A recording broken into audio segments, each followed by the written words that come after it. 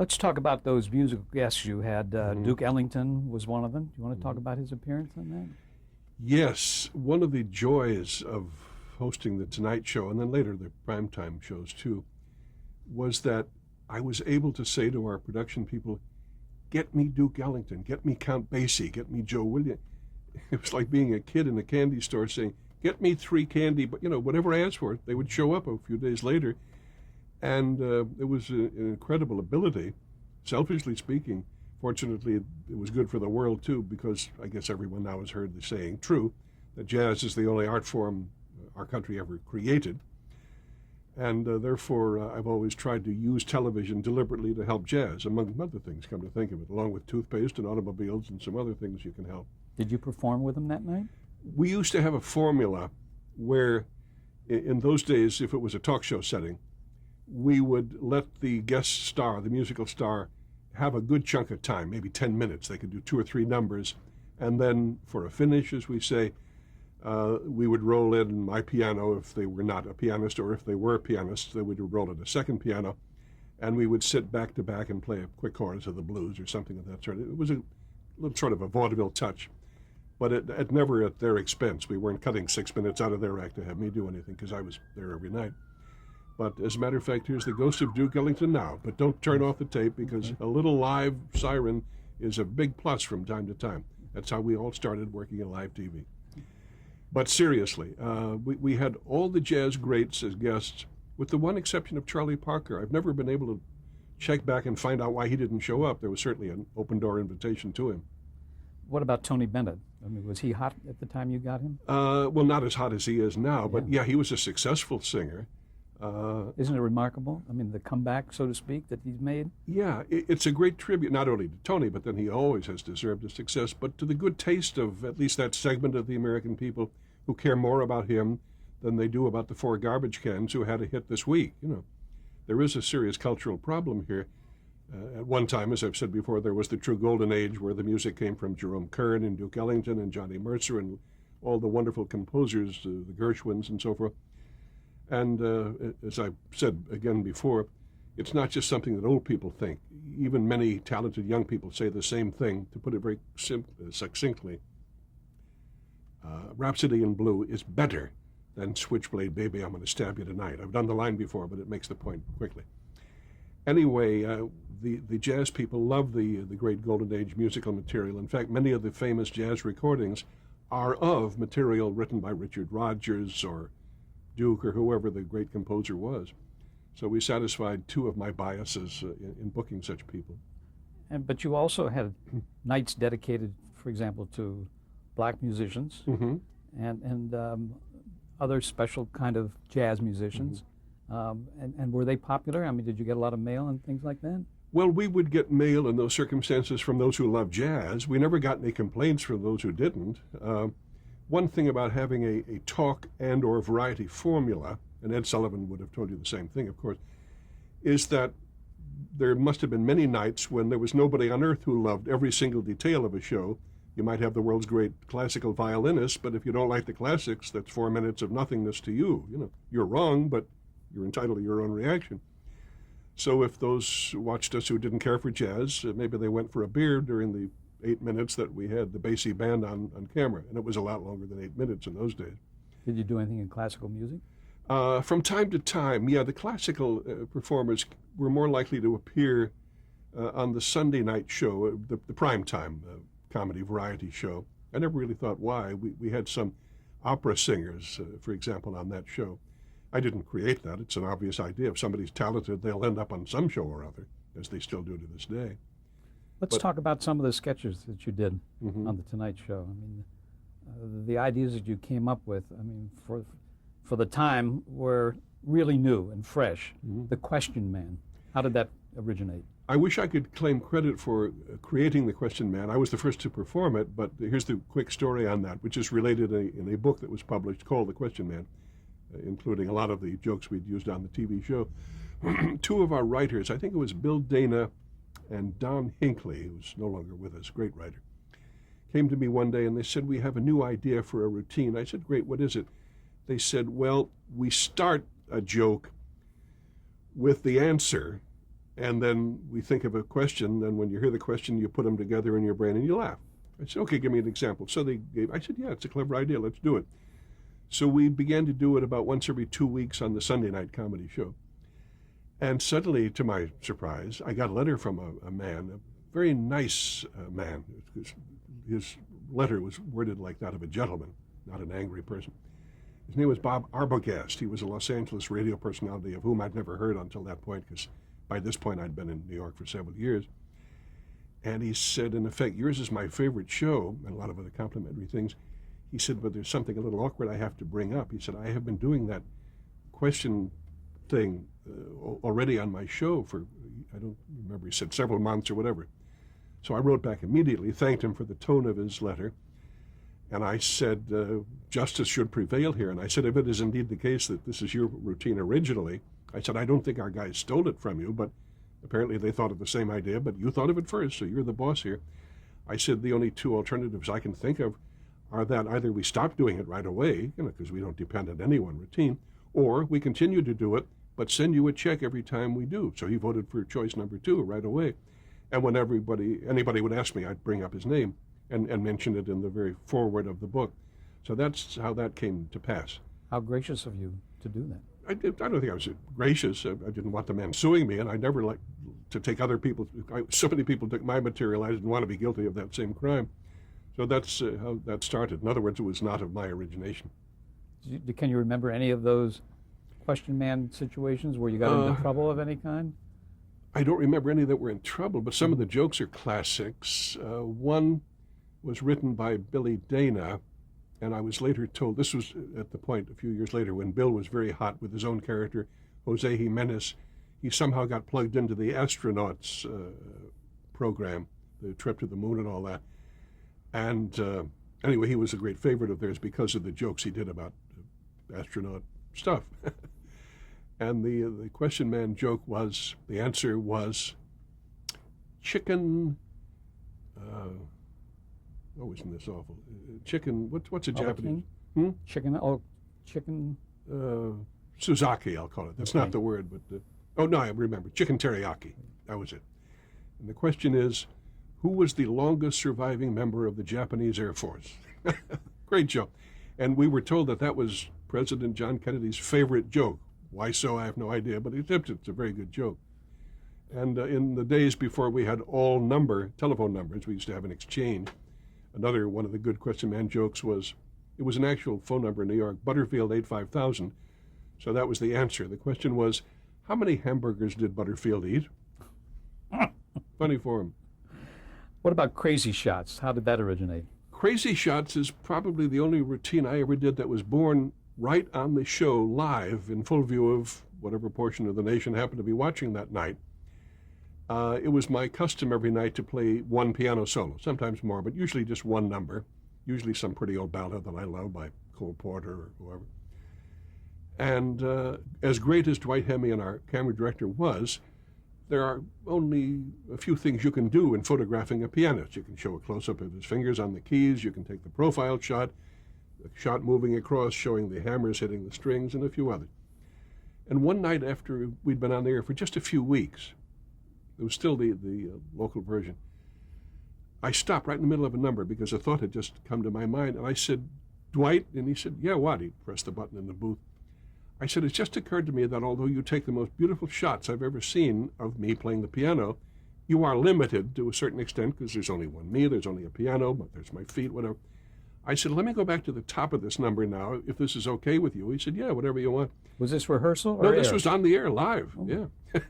So we didn't really ever rehearse routines like that. I just said, I'll play the piano in spot number 6. So I said, I'll go back to the top of the number, and this time I don't care what you do photograph, but just don't photograph anything the way you have been for the past several weeks. He said, okay, you got it. So I had no idea what he was going to do with his cameras. So I went back, and I was playing Stardust or some sweet old song. And the first shot is a tight close-up of my left foot. Just looked funny in the context of what I was playing. If I'd been playing silly music, it wouldn't have been that funny. But the music was so sweet and lyrical. Then the next shot is a close-up of my belt buckle, or whatever the camera could see. Then a tight close-up of my left ear. And then a close-up of a stagehand looking like this, very tired backstage. I don't remember all the things he photographed, but each shot was funny given the total context. If it wasn't that context, there's nothing funny about seeing a stagehand, in the middle of a piano solo. So, typical example of Dwight's creativity. So we realized that we had stumbled over something. So we didn't do it every night. I don't think we did anything every night. But a few nights later, it was time for me to do another one of those sweet ballad piano solos. And this time,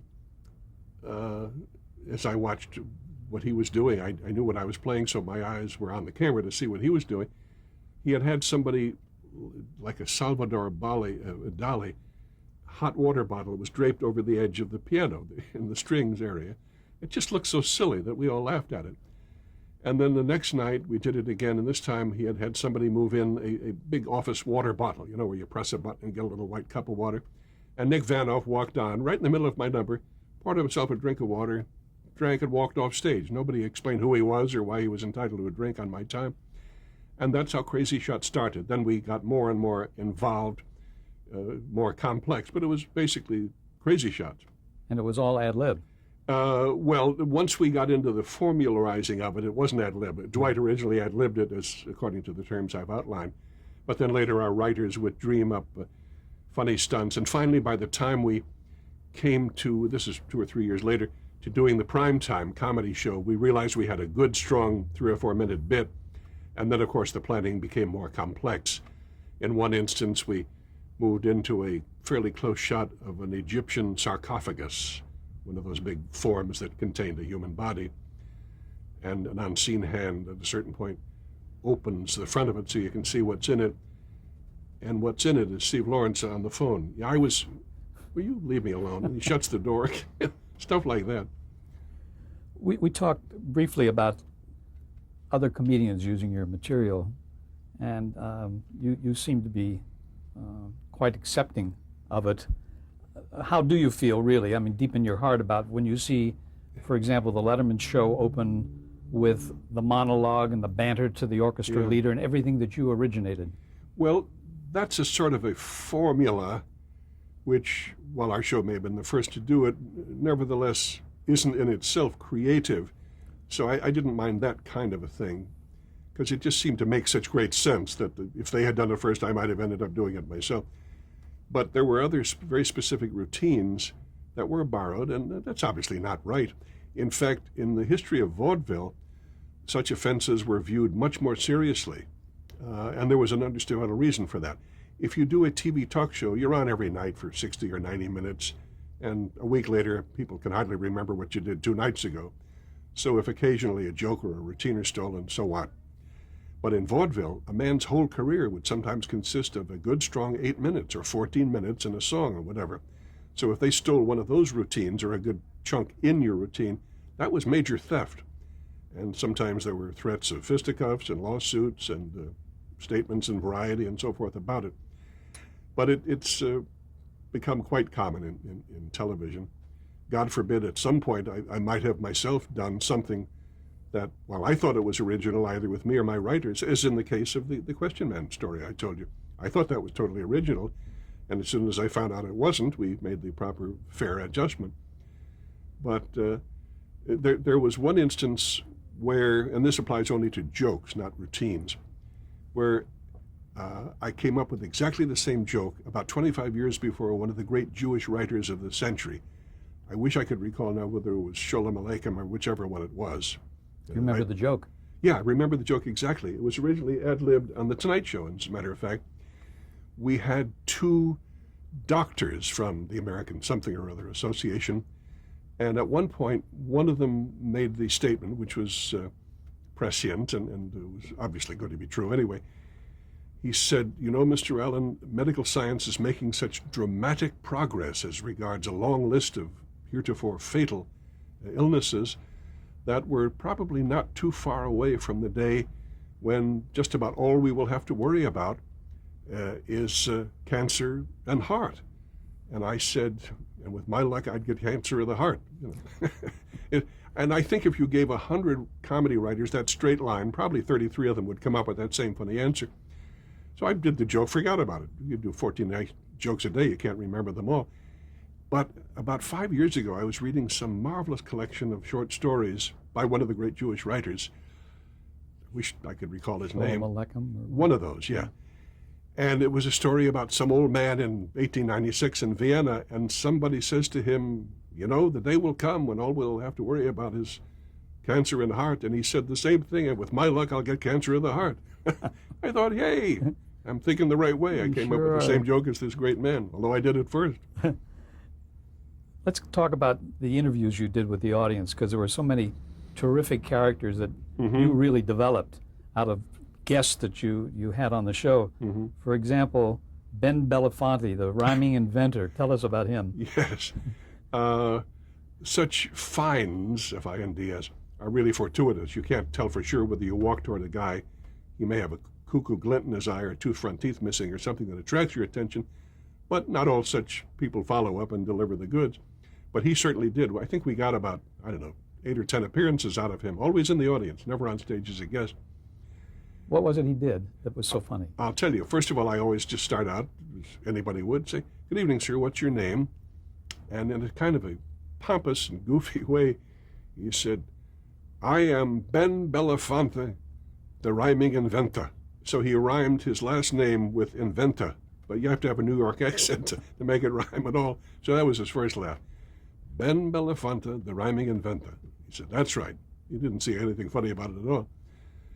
So I said, well, we all know what rhyming is. I said, what have you invented?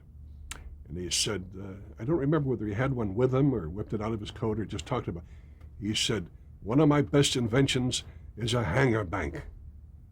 I said, a hanger bank? He said, yeah. I now remember that I saw it, so he must have brought it with him. It was a typical sort of graceful curved plastic hanger. Usually you see women's dresses on them and stuff. Not the wooden kind that men's clothes hang on. And it was plastic, and you could see through it. And he had cut some holes, little slice holes, on the top of it, into which he had dropped a few dimes and pennies and nickels. Now, why he just didn't put it in a mason jar, I don't know, but he had about $1.12 in this, and he said, that's it, the hanger bank. Now, that's funny. You know, I love that because I don't have to think of anything funny. I just bring out the craziness of those people. And it was always great. There was another guy named John Schaefer? Yes, thank you. John Schaefer, also a lucky find in the audience. What is your name, sir? Now, this guy started talking. Today, you would think he was on speed or some kind of a, accelerator. He talked faster than I could think, sort of a compulsive thing with him. I wish I could imitate him, but I can't think fast enough to make my mouth work that fast.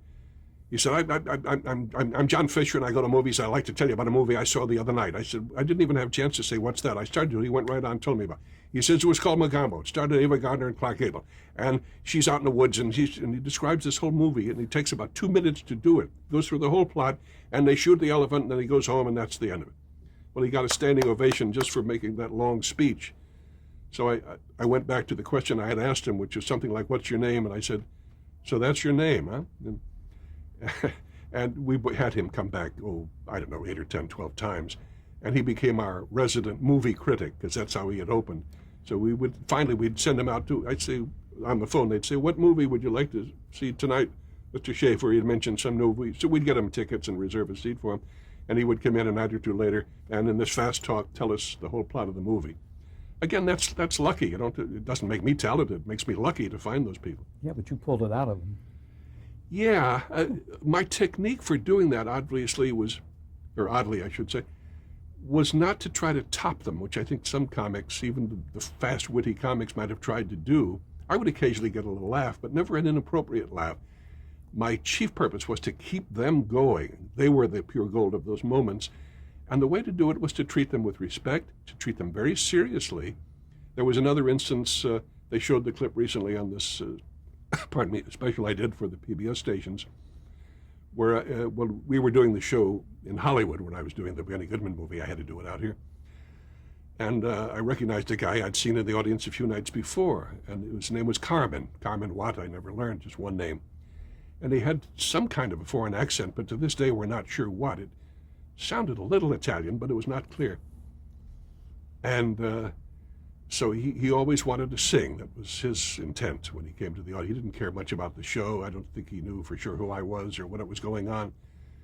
But I would say, what would you like to do for us tonight? He said, I sing. I said, okay, what would you like to sing? Very factually. So on this particular night, he said, everybody's doing. I said, everybody's doing what? He said, it. Everybody's doing it. I said, oh, you mean the old Irving Berlin song? Everybody's doing. He said, mm-hmm. I said, okay. So he stands up. I didn't ask him to, but he stood up to sing right in his seat. And I said, what key would you like to do the song in, Carmen?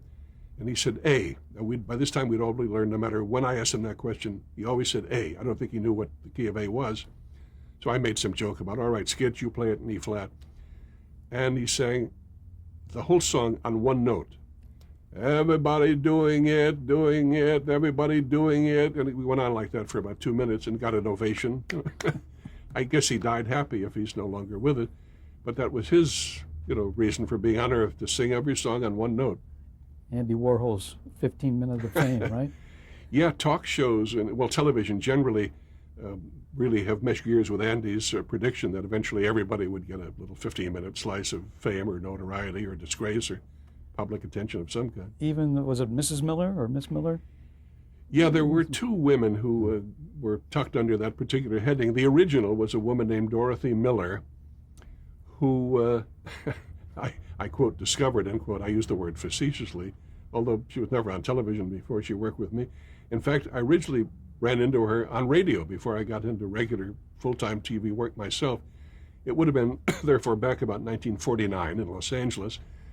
And on many a night, she was there, recognizable. You don't recognize them the second time they show up, but when they've been there 4 or 5 times, you say, oh, there's the woman with the purple hat or whatever. So her name was Dorothy Miller, and somehow I've always been able to pick out the eccentrics in a crowd of 200 people. If anybody was, like if Susan, who's the famous, Sharon Stone, I mean, if Sharon Stone were in my audience, I would never have talked to her. I might have stared at her because she's so beautiful, but I never would have tried to get laughs with her. If somebody looked like Tom Cruise or whatever, no, not interested. But if somebody looked a little sideways, I would head for them right away, and never missed. They were always there. Anyway, Dorothy Miller used to travel some long distance to get to the show, and so I finally moved to New York to make a big jump here. And one of the first nights I walk out in New York to do my show, there she is in the audience again. I said, my God, did you come from all the way from California to sit in our show? She said, no, I came here because of your show, because I want to see it all the time. So I work here now in Philadelphia. We were in New York. I said, wait a minute, you just said you work in Philadelphia and we are in New York right now. She said, that's right. I said, when do you get here? She said, I take a 2 o'clock train in the afternoon. Takes me a couple of hours and I come in time for your show. So she was always marvelous. She didn't do anything specifically cuckoo, but she was so uninhibited and cute. Years later, Jane and I had her at the house for dinner. She brought her sister, and we kept in touch with her over the years. But she always showed up on all your remote locations. Yeah, and after her many years with me, she then adopted Merv Griffin, because he did talk show duty for a long, long time. And whenever I would fill in for Merv, which I occasionally did, or if I would just see his show, many a time she was there in that audience too. Was there another Miller woman? Years later, there was some other woman with the same name, but it was obviously a different woman. Another one of our old dependables from the Tonight Show days was a woman named Mrs. Sterling. Mrs. Watt Sterling, we never heard whether it was a woman's name, a man's name. And she was, as we say, a character. She always seemed to be wearing something that looked a little like a man's coat from World War I or something. It looked kind of khaki.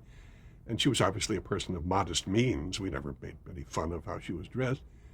And also, I think she had a little dental problem or two.